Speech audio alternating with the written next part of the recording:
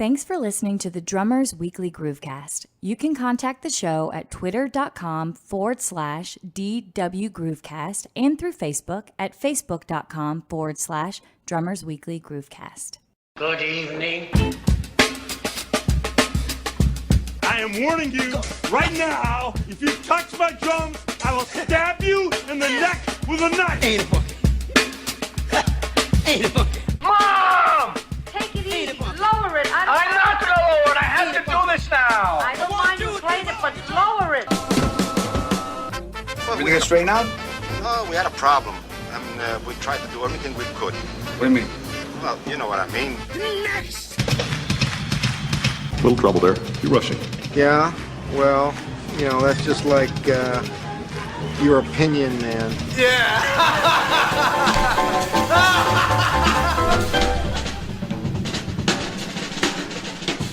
Hey there, John. We're back at it again. Glad to be in the hot seat once again. We're going to talk drums. We're going to talk drums. We're going to talk psychology as usual. Let me tell you, we've been getting some great responses from some non-drummers, man. Been getting messages, emails. Yeah, I think it makes sense. We, consciously made the effort to not be so drum-centric that we couldn't have other people grasping our opinions and rambling nonsense. Absolutely. And to that extent, let me go ahead and say this. We got a very pleasant surprise over the weekend. And I'm going to go ahead and throw it out right now. We want to send some big love to our listeners that are over at drumforum.org. Yep. Patrick Ferguson in particular, giving us a nice plug, and we saw some really positive results from that, and we hope that more of you guys jump aboard and give us some feedback, and then hopefully gain from our weekly chats. Yeah, when you sit around and and you were still in the infancy of this whole thing, and you monitor your stats and you kind of look. It's very it's heartwarming. It does a body good to see those the downloads and the listens like move up exponentially. Yeah. I had no idea that it was going to kind of happen like that. But we're catching on, John. Yeah, I mean that's just kind of how you hope things happen. More organic and someone just saying something positive and it piquing the interest of others, and it's a subject we all are certainly passionate about, and if we keep it kind of in line with where we're going, there's going to be a broad and really cool subject matter coming up, and I think a lot of people will enjoy that. Yeah, and even though we are keeping these topics broad, and perfect example is the main topic we're going to cover today. Have no fear, gearheads. We're going to talk some gear at the end of this show. Our segment today is going to deal directly with gear. I won't spill the beans just yet on what it's about, but all you gearheads are going to definitely want to tune into this one. Yep. So we want to go ahead and throw out the requisite plugs before we jump in, and make sure you guys visit our YouTube page, our fledgling YouTube page, as we say. It's in the fawn stage. It's catching, it's barely up on its legs. It's got wobbly legs right now, but it's catching on. We're of course posting the show on YouTube, but we are also putting some videos up there of the different segments and the different songs and underappreciated drummers and whatnot that we're talking about on each show, so that you can, it's kind of our one-stop shop, where you can go there. Yeah, and you can get all the information and media regarding the Drummers Weekly Groovecast.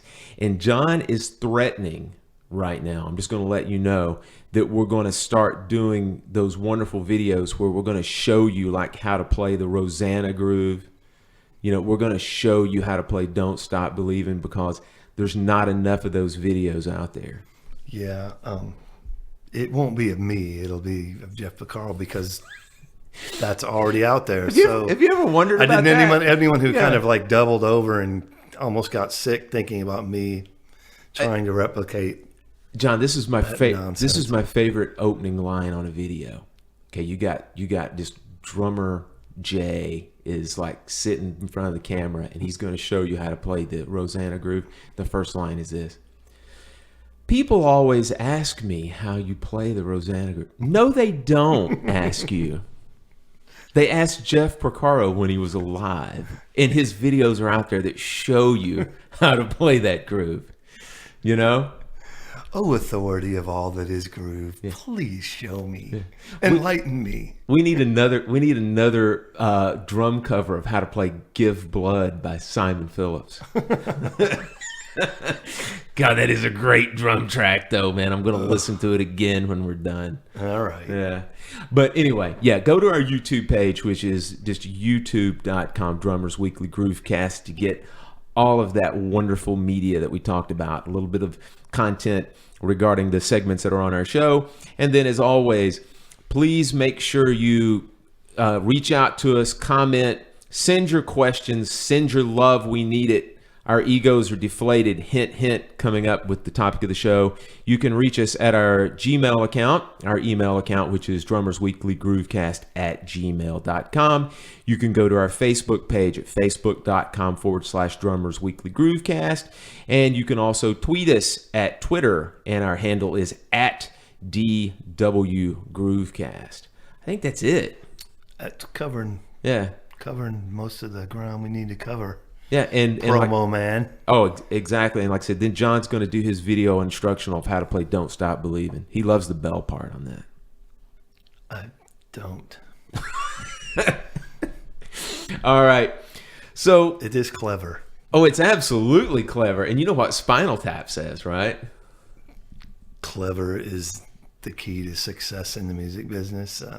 What? There's a fine line between clever and stupid. Oh yeah. Yeah. But, we'll go ahead and move on. I don't think it's stupid. I just think it's clever. It is clever. I'm going to clarify that. Hi, Steve. Steve's a good dude, man. I love you. Yeah. He is. He's a good dude. Yeah. We're going to name drop on this episode. By the way, I'm going to drop a bombshell of a name midway through this podcast. Ooh. Yeah. John, did I tell you about my gig this past weekend? No. I played at the Enormo Dome. Oh, yeah? Yeah, man. It was incredible, man. I set a new speed record also, man, for like single strokes. I was doing single strokes at like 372 BPM. Yeah. Yeah, and it would have been more, but, man, I had a couple of guests that were in the room that, I kind of got a little bit weirded out, man. Vinny came by and said hi before the gig, and, we were talking about our different endorsements and stuff like that, and it got to the point, man, we were talking about, I know, dude, man, I'm telling you, it gets to the point when these different companies, man, are like bidding for your services. Yeah, I mean, you know what it's like, man, when it gets to that. I know that in our first episode we talked and joked about having sponsorship. Yeah. And if this continues, I think X-Lax might be someone interested, because it's really needed in this room at the moment. This show needs an enema. Yes. So anyway, if you guys couldn't detect our sarcasm on that leads perfectly into our topic of the day, which is about ego, right, John? Ego, the ever-present and ever annoying, in my opinion, subject that comes up, in conversation, rears its ugly head at gigs, and oftentimes ruins musical moments. I kind of brought this subject up because I have some strong opinions about it, which I clarified earlier we were going to have plenty of on this show. And it kind of, I guess the best way to open it up is that someone once said to me, we play an instrument that requires ego.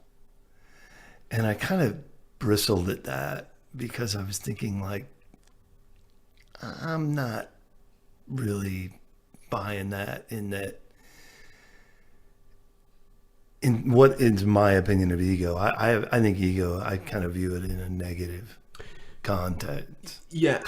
And that is a curious statement at best, if not dubious, Yeah. And before we just go head first into this, I think it's going to be good for our listeners to understand how we're going to define ego on this show. I'll let you run with that. And for our ham-fisted psychiatrists out here, we are not using ego in the strictest terms of what Freud defined ego as. Rather, we are going to define our ego as, we'll call it an inflated feeling of superiority, is the way we want to kind of frame this. So just so you guys don't back us up against the wall and go, well, ego is it's a psychological term that Freud used. Yeah, we get that, but that's not exactly what we're talking about here. We're using ego as more of that catch-all term, as like a feeling of superiority, so to speak. Yeah. Great definition. And that statement, we play an instrument that requires ego. It's like, how lame is that? It just sort of, I just don't really agree with it. And though it's not uncommon with drummers, we all know some that are pretty well versed in egotistical behavior and playing and approach. I just think it's oftentimes really detrimental, and not just alienating a player musically, but I see it where it alienates people socially. Absolutely. And it makes perfect sense if you think about, you're hanging out at a party with some guy who's just blah, blah, blah, blah, blah. And, or you're a peer at a work or whatever. And you don't really, typically you don't want to hang out with that guy. Well, John, kind of the way that I like to think about it, or the way that I frame it, is a lot of times when let's say especially in a social situation, is that most of the time you can detect, people will call it like a BS meter, so to speak. Your BS meter goes off. The way I like to think of it is like, this person that is putting forth this ego, I like to say that they're very aware of themselves. You know what I mean? That's really the crux of it, is that they're very aware of who they are, and therefore they want to make you aware of it. Right. And that gets into a little bit of narcissism, but I think I kind of want to not get too far into that, and want to sort of stick to addressing like just that grabbing the bull by the horns. Yeah. I'm the man. You better lock into what I got to do, and this is how it's going to be, and all that. That's kind of what I think is more detrimental to a player, right, by way of other people's perception and all that, because we all have our narcissistic ways. 98% of people on Facebook are dealing with some form of narcissism. They're posting a picture of this and that. I'm guilty of it. I get it. Some people would say that 100%, of everybody who's got, the Facebook account, Twitter account, that stuff, including this show. Yeah. We're aware of ourselves, so to speak. Certainly. But I guess when we talk about ego of that magnitude, especially in a musical setting, it's the question that I often am kind of wrestle with is, does that ego truly serve the ultimate goal of creating music with others? And I can't, for the life of me, be convinced that yes, it does. It just there's no way, at a certain level and with players of like ability, that you can't tell me that having that as part of the equation where it's just dictating is really going to serve the music. I completely agree, and I can speak from personal experience from the simple standpoint that I know, especially earlier in my career and in my life, that I operated from a much more egocentric standpoint. And I'll address a couple of issues of why I think, or a couple of the main issues why I think ego is prominent in certain drummers. But for myself, the ego aspect of my playing was a weird sort of a combination of masking insecurity and also trying to sort of arrange my future. In other words, and by arranging the future is arranging the way I thought a gig should go. You know what I mean? Trying to make my future, so to speak, to make myself comfortable. Ultimately, was what it was. Yeah, that makes perfect sense. Yeah. It's such a, you always are trying to create the environment that's comfortable for you, and here we're talking about what's interesting about that is, there's going to be 4 or 5 other people on stage with maybe the same agenda, so that automatically is creating a weird space, and but there's also the part of it that you can't. I don't think you can expect to win over people with that, like if you were the alpha dog in a pack, because we're still talking about creativity, and we're talking about, ultimately a lot of musicians are sensitive. A lot of musicians are, they want to be free in their thoughts and their ideas, and, to stifle that. It's just something that in the big picture is such a detriment and such a just like a wet blanket, on most settings like that. And I guess I'm bringing this up to say, hey man, think about, are you being perceived that way, or are you guilty of creating that? Yeah, and a couple of things about you were saying about possibly being the drummer and leading, or being the alpha dog. Sort of by design with what we do, we are leaders. True.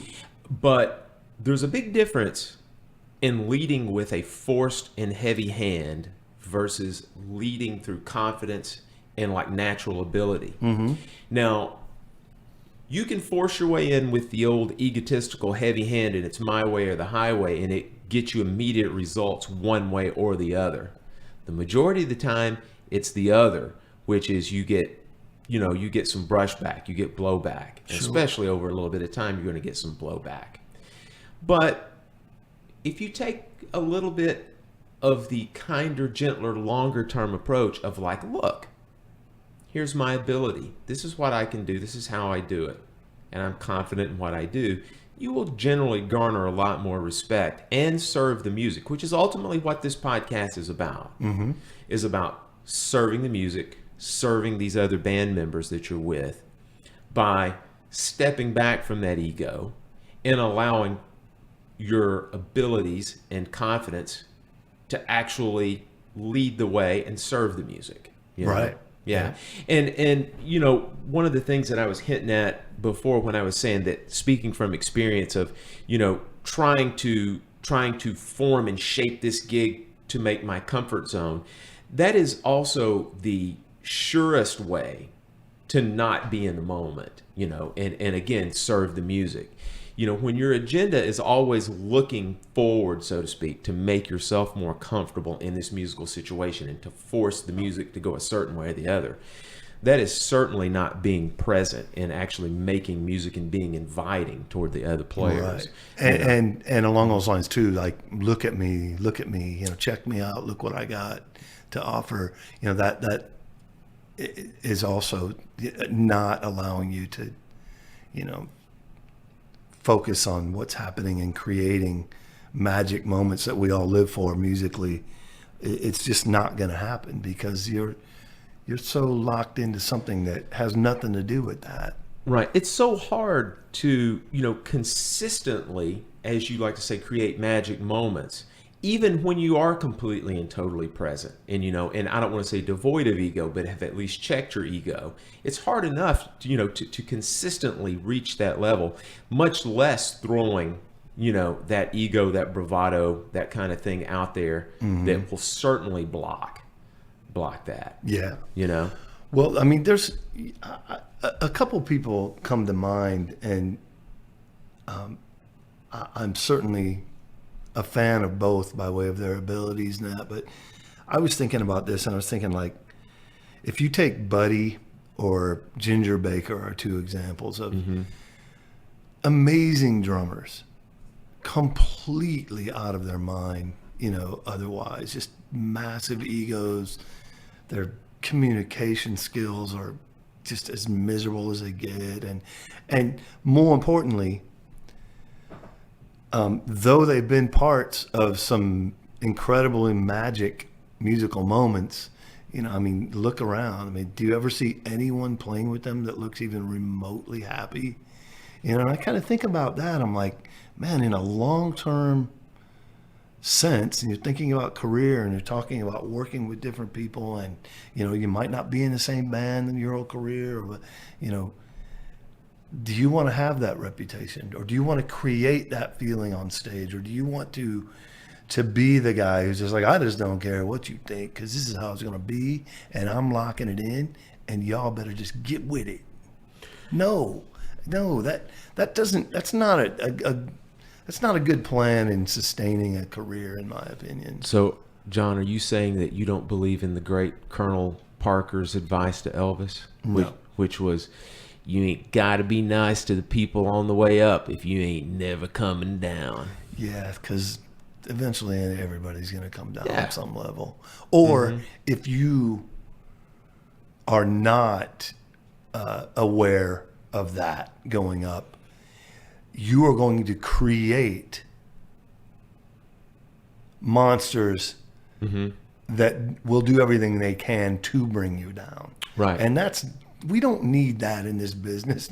Well, I don't need enemies in this business that are looking to tear me down. It's hard enough. You're exactly right, because we're talking, these two guys you just mentioned, they are more than one in a million from the standpoint of the abilities that they've got and the ability that they did to create magic moments, even with this horrific veil of ego. Because like you mentioned before, once you get past just their natural abilities, does anybody really have that much nice or that many nice things to say about them past that? No. You'll kind of hear people wax poetic about Buddy from time to time, say he was a big old teddy bear, listen to the tapes. Look, we all know plenty of guys who are people who are, utterly charming when necessary. Yeah. There's just no, and I think a lot of times egomaniacs have that ability at the drop of a hat to be kind of like addicts are, and, like the same kind of thing. It's all this sort of self-serving agenda. Well, when you need to have your best face forward and, charm the pants off someone to get what you want to get. Well, yeah, of course you're going to have that. And, the like in Buddy's case, the people that I've seen wax poetic about him are the few people that he really respected and looked up to, Yeah. So, let's to get to the real meat of it, let's go talk to the third trombone player from 1968. Right. And that might be a little more truthful about, his real personality or his real approach to people. And so, I love Buddy, man. Don't get me wrong. Would I ever want to work for him? No. Yeah. Do I think his just my way or the highway approach seemingly 100% of the time is really a great thing for a musical setting? Probably not. Yeah. But, you know, man, I've thought a lot about this subject. And, I mean, personally, I want to be the opposite of that. And what I mean by that is I don't have any desire to be intimidating or uncompromising and have people fear or resent me. I mean, just as a human, I hate that. You know, I would hate that someone feels that way about me. And look, I'm not perfect. I mean, I know I've rubbed people the wrong way. And, you know, sometimes I might be like, no, this is how it's going to be. Or, you know, but in general, that's just not how I want to be perceived. And, I mean, man, I as a drummer, I've always viewed it like, man, I think there's more to be said for and more to benefit from being like inviting and to be, you know, embraced.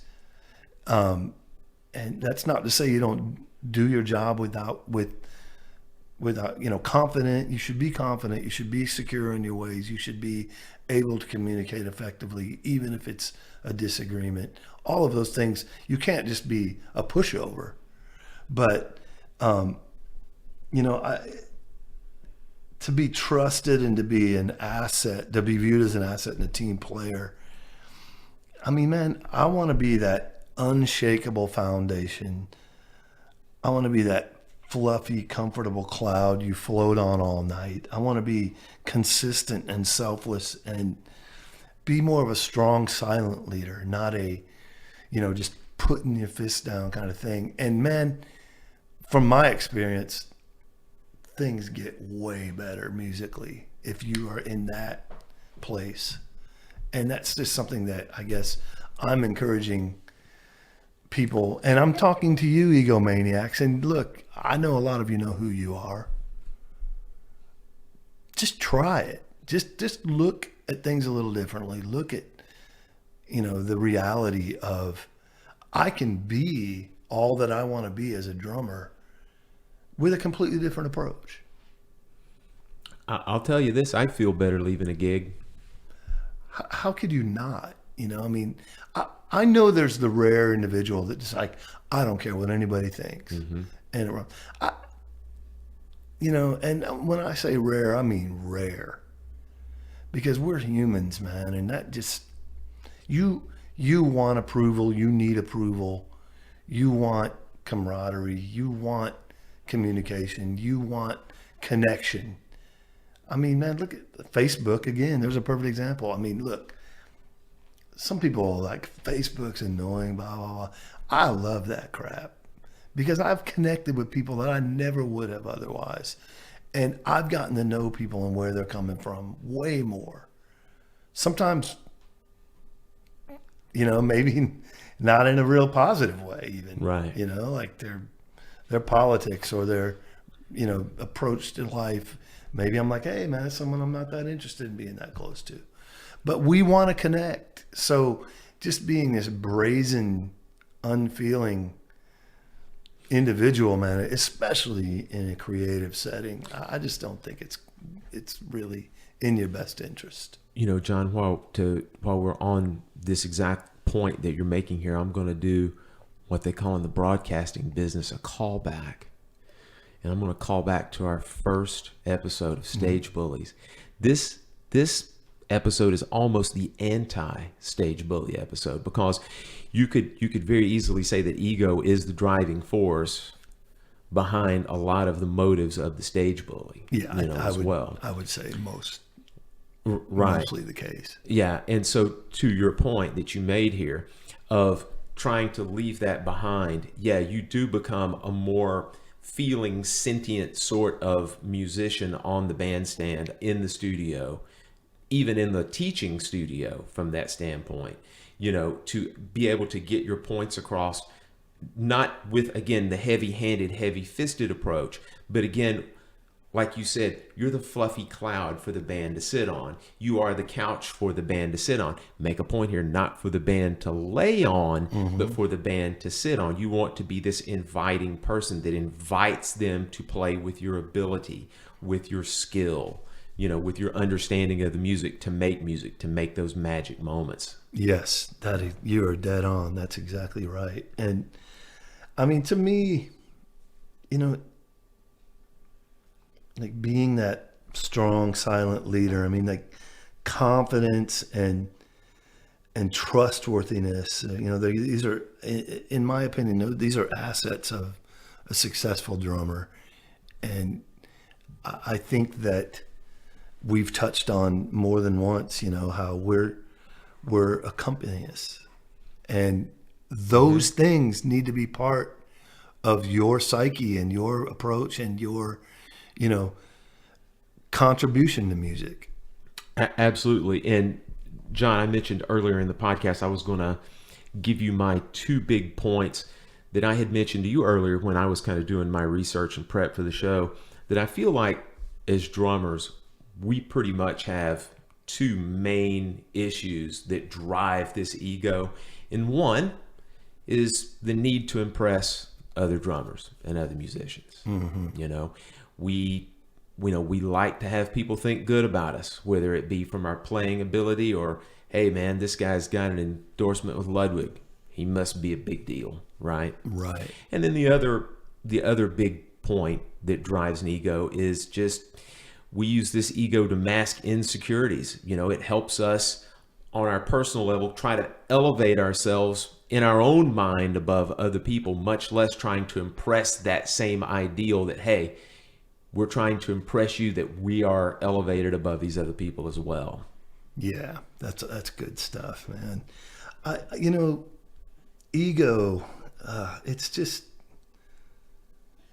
to me, it's just self-centered BS, man. It plays into stereotypes and jealousy and resentment and a lot of miscommunication. And it hinders the decision making on and off the bandstand. Just like I wrote down a couple of things, like just in a fairness in of itself. Your ego might not allow you to see, like, man, I'm snaking someone's gig, or we see that happen. It's a drag, and that a lot of times it's like, well, why shouldn't I have that gig? Well, what about the humanity of it? Maybe that guy is like got some mouths to feed and a mortgage to pay, and you just don't care about that because your ego is so rampant that you're just like, no, man, I want that gig and I'm going to take it. Well, that's a drag, man. That's again, the humanity of that it's just void. And I don't think that, given the gifts we've been given, that's something that you should just be brazen and indifferent about. I just think that it's sort of, that awareness needs to be part of the equation here. And, like another thing I want to challenge everybody to do, and we've all been guilty of it. But man, like this talking about other players, that's such a ridiculously common thing. And I kind of want to just bring that reality to the surface and say, hey guys, I mean, look, most of my closest friends are drummers, and we have a fraternity that is unlike any other instrument. I truly believe that, because we just sort of, I mean, I don't know if it's part of like understanding, how a lot of times we're the underappreciated part of the equation musically. We're not out front, we're not getting all the love, whatever it may be. I think in general, though, drummers tend to be aware that, they are a company and they are a foundation. They're not the sparkle on top, the sprinkles on the cake, the icing on the cake. And that's cool, but we kind of relate to each other in that sense. So it's like, let's just make a concerted effort to embrace and lift and support and really speak positively of each other, because there's plenty of people that aren't. Oh yeah, well, And we're always getting dogged. It's always our fault if something doesn't feel right, or if it's something, we're always catching the crap, even though it might not be true. But let's be each other's advocates, man. oh yeah, the backbiting thing, man, is that is a serious pet peeve of mine, man. Yeah. And Again, there's insecurity at its finest. insecurity, comparison. You ever heard what's the old saying, like, comparison's the thief of joy? I think it was true. Yeah, it was credited, I believe, by Teddy Roosevelt, I think it was. But yeah, it's one of those things where, yeah, that's another thing that leads to some crazy backbiting, some crazy ego-driven things. Yeah. When guys want to compare themselves to other players, and why this guy's got this gig, and why I don't have it. We all could be better stewards of those conversations too, in that sometimes we just sort of go along with it, or we don't want to be confrontational and be like, you're dogging so and so, and yeah, whatever, kind of giggle along with it. But maybe it's time to just say, hey, man, I think he's got this together, and I like this, and when I communicate with him, it's really great, and I consider him a friend, so I'd rather not talk about him. Maybe we need to take it upon ourselves to put some brakes on that, as and just being better humans and being peers. Like, let's think about, what, I'm not going to be a part of that, and I'll do my best, like I'm asking you to. I'll tell you this: if there's any one profession that needs to not cannibalize themselves and or eat their young, it's musicians. Is that not the truth? Whew. But boy, it is, man. Boy, it seems to be prevalent.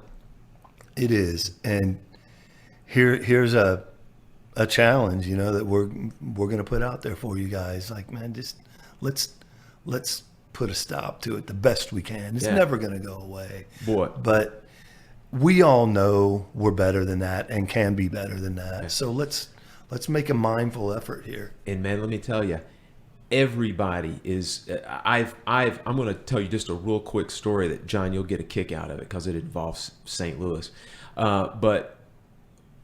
I mean, top level professionals that people don't even know are not immune to that whole backbiting thing. And that's where the story comes from.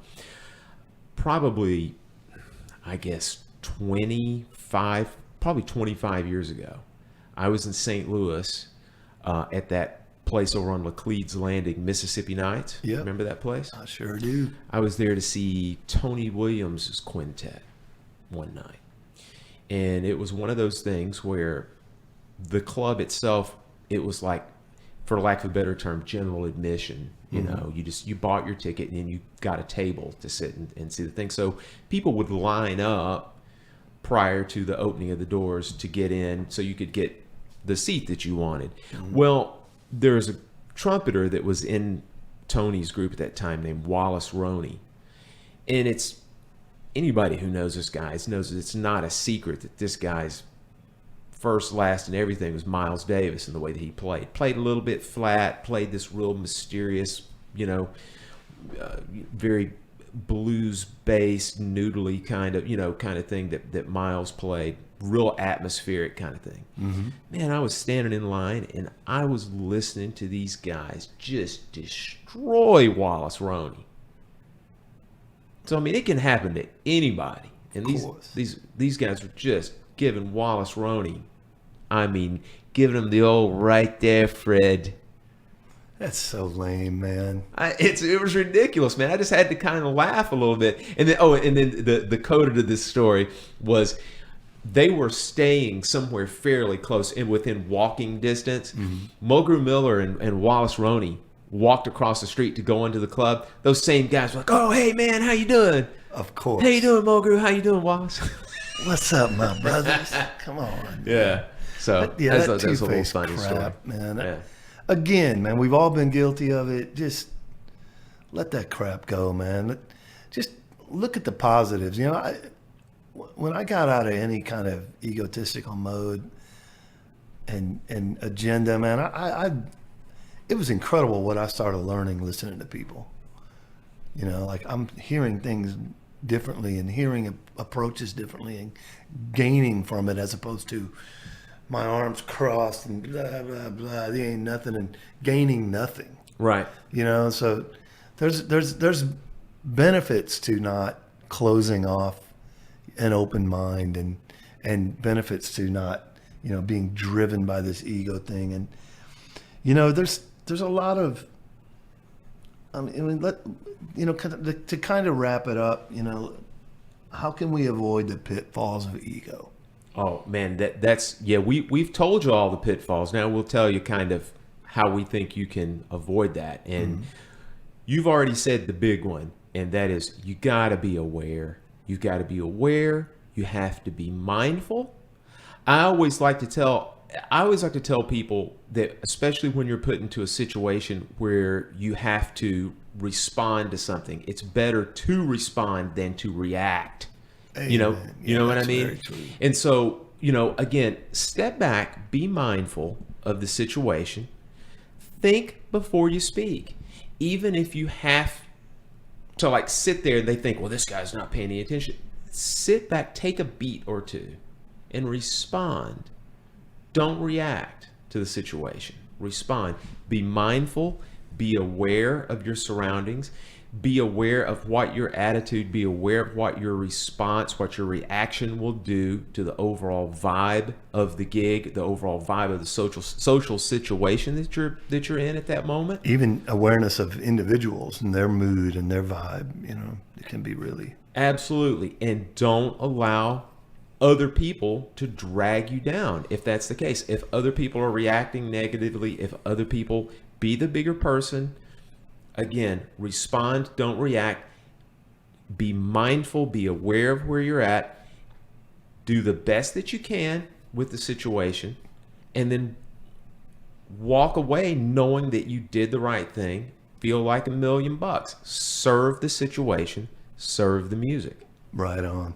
Yeah.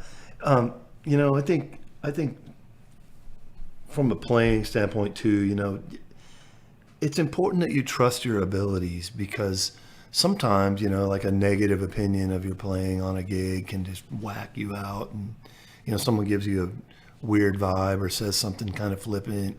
Just trust your abilities and, you know, be respectful and accommodating. But I think that from my experience, you know, when you're talking about a lot of opinions on stage and an approach to music, whatever the genre is, the style, you know, I think it's important to kind of explain your opinions to people you work with if you're going to discuss it, you know, like explain your opinions about your approach and how you approach things, and, you know, your goal as a timekeeper regarding tempos and feels and volume. I mean, just communicate, you know, like, hey, here's where I'm coming from. And you can be willing to listen. You have to be willing to listen to other people's opinions about it too, and maybe sometimes they might, you know, hey, I'll give it a shot, or sometimes you'll be like, man, I really feel strongly about this, like that tempo, you know, it just loses all swing, and as the backbone, you know, I'm not comfortable with that. I want it to have that space where it can, you know, end up being this groove that's undeniable and everybody's locked in, and you know what.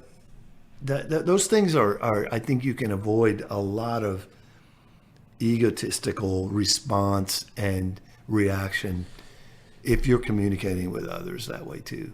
Being mindful, aware, and flexible should not be perceived as a weakness. No. It's not. No.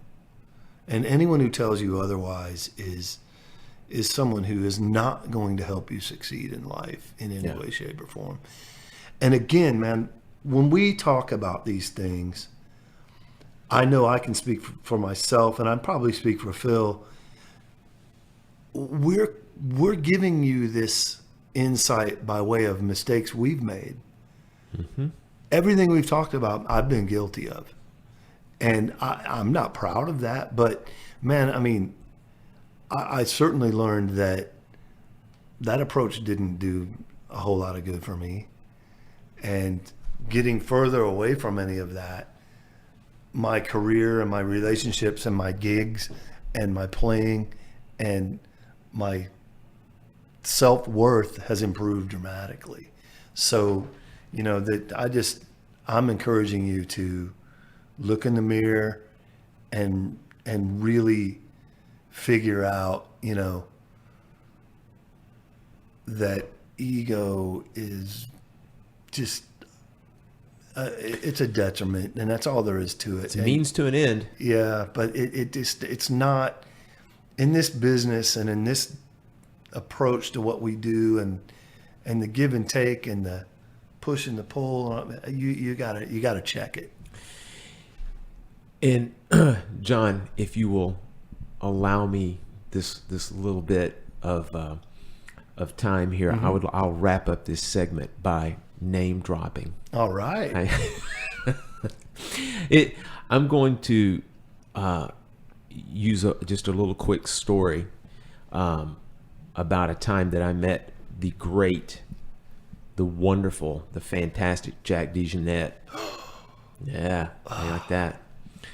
And it was at a big convention, like a PASIC convention that he was at, and I caught him in like the exhibition hall, just kind of walking around tapping on stuff, you know.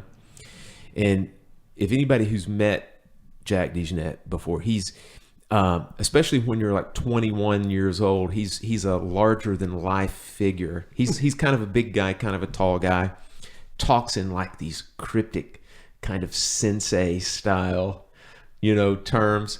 And so at that time, he was, you know, at the height of like the Keith Jarrett trio. He had the Jack DeJohnette special edition that was kicking it hot and heavy. He was playing gigs with Matheny and Herbie Hancock and whatnot, you know. So, I mean, he was at the top of his game. And so peaking, man. So I went up to him, this sheepish kid, and I'm like, Mr. DeJohnette, what can you tell me about organic playing and how to like play organically? So first off, drummers, go do a little anthropology if you don't know what organic drumming is. The first time I heard that term, it was from Bob Moses. And DeJohnette and Bob Moses played in a group back in the early 70s called Compost. And DeJohnette and Bob Moses were both masters of this style of organic playing. And I asked him that question, and he kind of thoughtfully looked over at me at the sensei, and he goes, you got to strip yourself of ego, and you got to really get to know yourself. So there were a few more things he said, but those were the two biggest things that stood out. Oh, absolutely stood out, you know? And basically my comments that I was making throughout this podcast was just a bit of a explanation and kind of an extrapolation of those two things that I think that DeJohnette was saying to me, you know, because I'll tell you this, one of the things I think that makes the greats from the standpoint of what we hear this stuff in their playing, a lot of times is that this greatness is not necessarily aware of itself. Interesting. You know, I mean, I think there's something to be said for that. You know, there are times that things can be cheeky and be aware of itself and be great. But I think the majority of the things that we hear when we hear true greatness, it's just in the moment. Yeah, I can appreciate that. Yeah. It's kind of like, you know, like the little thrash drummers that they're really not supposed to be able to play what they play for like 2 hours, you know? Right. Yeah. It's kind of like a really heightened, you know, version of that with someone like Jack. Like, you're not really supposed to be able to do that. And I don't appreciate you coming down from whatever planet you are from and doing this and smashing our ego into a million tiny pieces. But seriously, man, like, put that in perspective, man. Jack DeJohnette is saying you got to strip yourself of ego. Yeah. I mean, he is, if anyone could be justifiably egotistical, it'd be Jack. He's unbelievable, Art- and he's letting go of that. Some might say arguably the greatest musician of all time, man. This guy, Unbelievable. He's an equally fantastic piano player. And that's his mindset. Composer, the whole 9 yards, and that's his mindset. And I mean, if you just look at, the gigs he's done, that alone could be cause for insane ego. Yeah. And it's just not. He played with a guy named Mike Davis. I'm lost. It was supposed to be funny. It kind of fell flat. I was going to let it sit there and marinate for a second. Is Mike offended right now? He's dead. Oh, that's probably good. Yeah. Well, I'll tell you this: if nobody else got anything out of this ego podcast other than we tied together thrash drummers and Jack DeJohnette, that's never been done before. Yeah, breaking new ground there. The gift of my abstract mind, or wandering mind, or maybe slowly losing my mind. Those things come out and can on occasion be entertaining. John the Jackson Pollock of drumming. Right.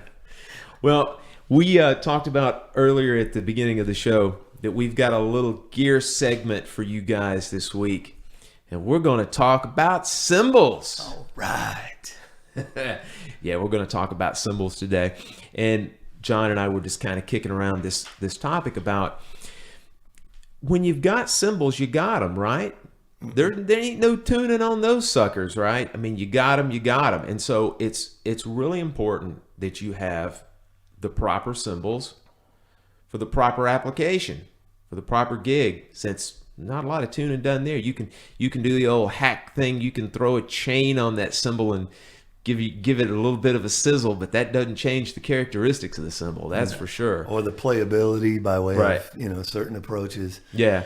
So, yeah, man. It go ahead. Yeah. So what we're going to do today is we're going to talk to you a little bit about choosing the right cymbal for the right gigs. Yeah, we are. And I have many friends who are cymbal obsessed and will roll their eyes at this sort of idea that we're going to discuss this, but I'm one of them because my ego's out of check. Well, that's okay.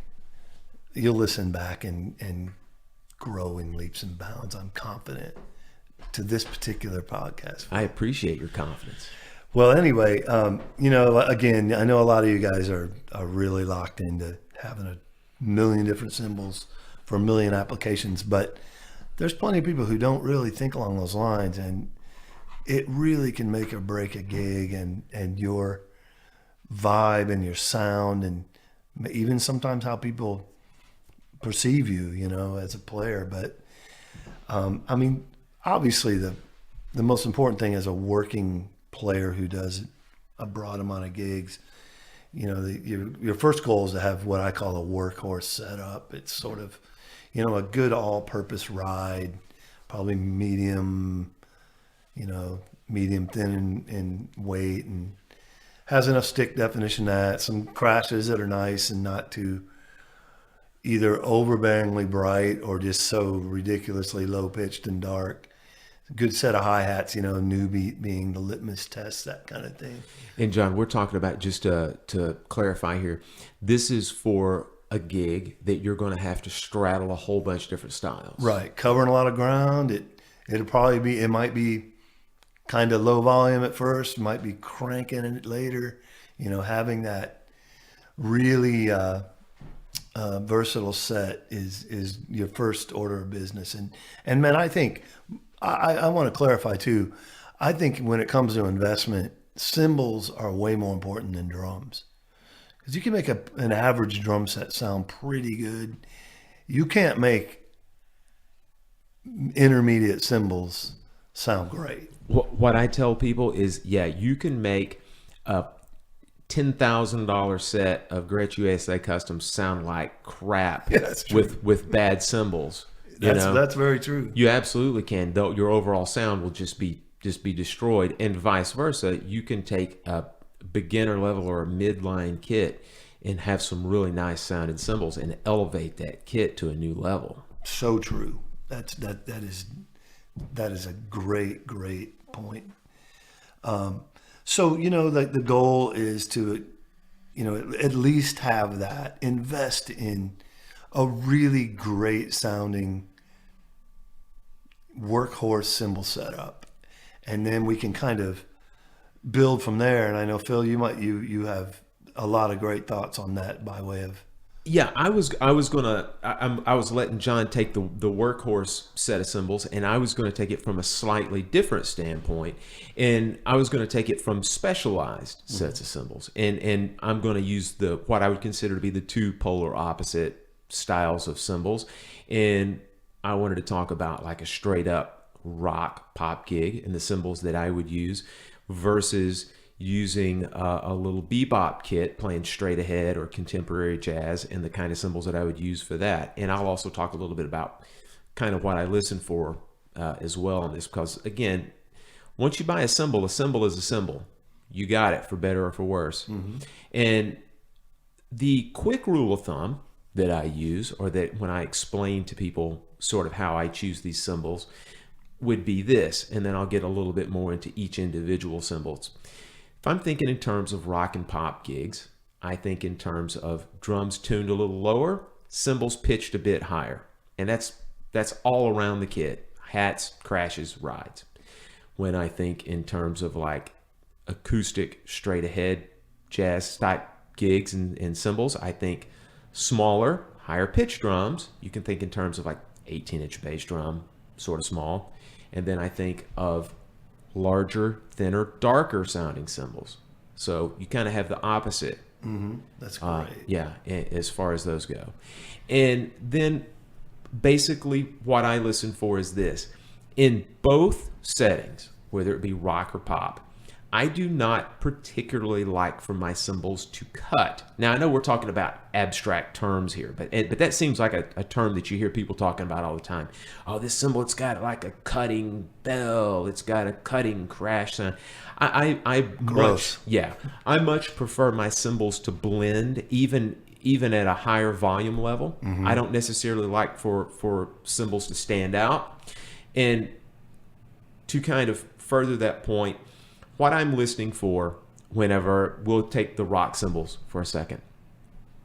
My personal preference are larger crashes. I like 17s, 18s, 19s.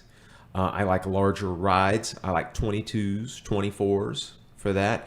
And on all of those cymbals, one of the things in particular that I listen for is when I hit a cymbal either soft or loud, I do not like to hear a predominant pitch that stands out.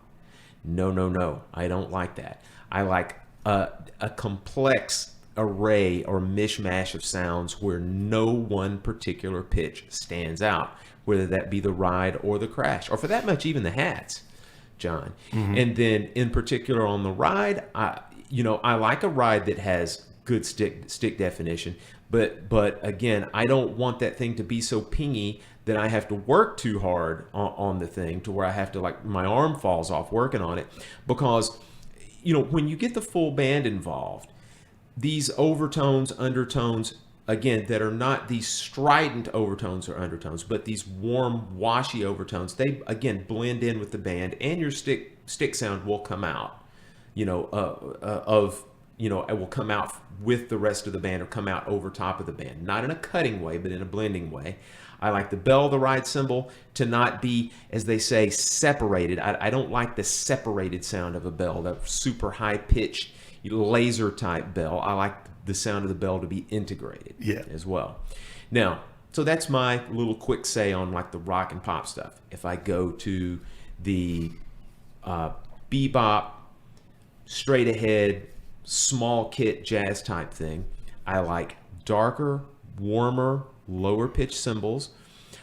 Again, I like the bells of my cymbals. I don't particularly use crashes, so to speak, on those kit. I use normally just two cymbals. I'll use the proverbial left side ride and then the main right side ride. Right. Both of them are in the 20 to 22, sometimes 23 inch range, in that ballpark. And again, I like an integrated bell on the cymbals. I don't like that so-called separated bell sound. I like a warm, lower pitch ride in both cases, the left side and the right side ride, with the left side being slightly higher pitched. Again, good stack definition, but a lot of warm undertones underneath. And then again, with the hats, I like hats that are medium in pitch. Again, we're talking in these abstract terms, but I don't like heavy, thick hi-hats. They've got to feel right. John, I know we talked about that in a previous podcast. They got to feel right as well as sound right whenever you play the hi-hats. And I don't like for them to cut or ride out above the band. They need to have rather that lower pitch. If you want to call it a drone without being a specific pitch, it's got to be a warm, complex layer of sounds. Right on. I think that's just great focused advice and approach to picking cymbals for gigs, and really appreciate that, Phil. One thing that I've noticed is, we all can be really guilty of trends. Oh, I gotta have this, I gotta have that. Oh, that's hot now, and all this. And herein is the problem with that, and what you need to be careful about. The trend right now is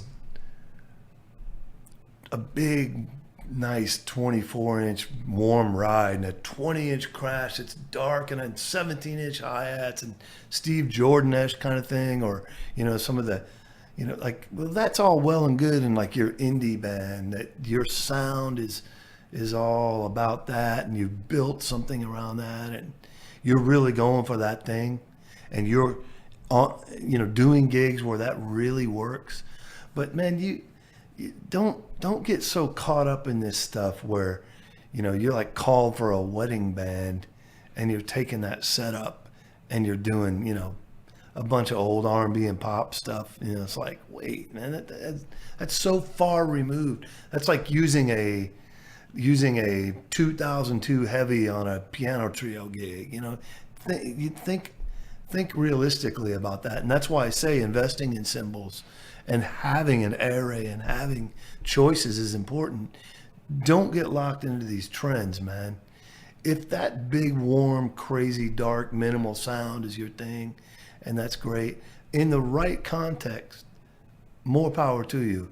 But have some options to get you through some other things, because unless you're on the road with your band and making it and doing well, we're going to be doing diverse gigs, and just think about that investment, and think about how you are approaching, your selection with cymbals for a gig. It's about being a pro and knowing the difference. Those are important things. Yeah, and boy, one just brilliant thing that John said there in that last statement was, he was talking about investment, and he was talking about knowing the right instrument for the right style and whatnot. When you are making this investment, when you are buying these cymbals, here's practical Phil's coming to the mic real quick. I don't know of any drum store that wouldn't allow you to bring your existing cymbals in, because there is a bizarre phenomenon. I don't know what this is about. It's got to do something with like subconscious thing. How many times have you gone into a store to play and you play a cymbal, whether it be a ride or crash or hats, and you think, man, this thing sounds fantastic, and you buy it and you get it home and it's the exact same thing that you've already got? I'm guilty of that. It's amazing, man, how that works. Crashes. Yeah. How do I end up with 4 18-inch crashes that sound the same? Sound exactly the same. It's stupid. Now, there is some benefit to that, but especially when you're trying to actually get something that's a little bit different that complements the rest of your set, I think it's a good idea to talk to the store manager or owner and say, hey man, I've got my cymbal bag out in the car. I just need to bring it in and put them up on stands and make sure I'm not buying the same cymbal again, unless you're wanting to buy the same cymbals, all I'm saying. But yeah, I've been guilty of that before. When you go and you're looking for a different sound, looking for a different ride, you go into a shop and all of a sudden you buy the exact same thing. Yeah, man, that is I've made that mistake a few times. And also the weird phenomenon of it sounds amazing, and then you get it on a gig and you just don't connect with it. It's so weird how that can happen. Ride cymbals are typically more the guilty party in that respect, where you think it's locked in and you get it on a gig and you're like, this just isn't working. That's an uncanny thing, because I have a thing with one particular line of cymbals that, to me, when they're by themselves, they sound like $1 million. When you put them inside of a recording or inside of a live playing situation, they leave me cold. It's bizarre, man. It's bizarre. And we're talking about mature ears here, like God, if I had, I've owned so many cymbals and recorded so many cymbals. And so it's not just lucky guess. It's like you have a pretty refined ear. Yeah. And it still can trick you. Off base. Yeah. It is what it is. I love the idea of taking stuff in and making sure it all matches up, or you're avoiding, duplicating what you closely have. Occasionally the appearance of practical fill yields the desired results. Hey man, that guy's all right in my book. Yeah, he shows up every now and then when his ego permits it. Just spouts his expertise and then walks away with a big grin on his face. That's what I'm doing right now. I'm about to walk away. It was a good show today. Yeah, man. Ego, yuck. Man. Get a handle on that stuff. We're your own little self-help book right there in your phone, right? That phone is... it distracts me from my ego often, I'll tell you that much. All right, John, I think we've done enough damage for the day, or for the week, actually. Let's say that. Right? I like it. Yeah, we are weekly. We're weekly, and we know you guys wait on bated breath every Monday, right? Let's hope so. Every Monday, that's right. Go download us on your favorite podcast app, iTunes, Google Play, Stitcher. Please rate us. Also, I can't tell you how much that helps us. That's awesome. Yeah, rate us on iTunes. Show us some love. Send us emails.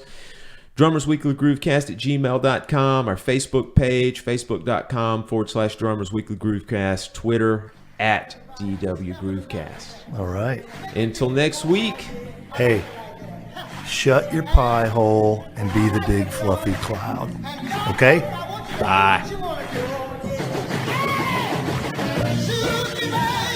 Thank you.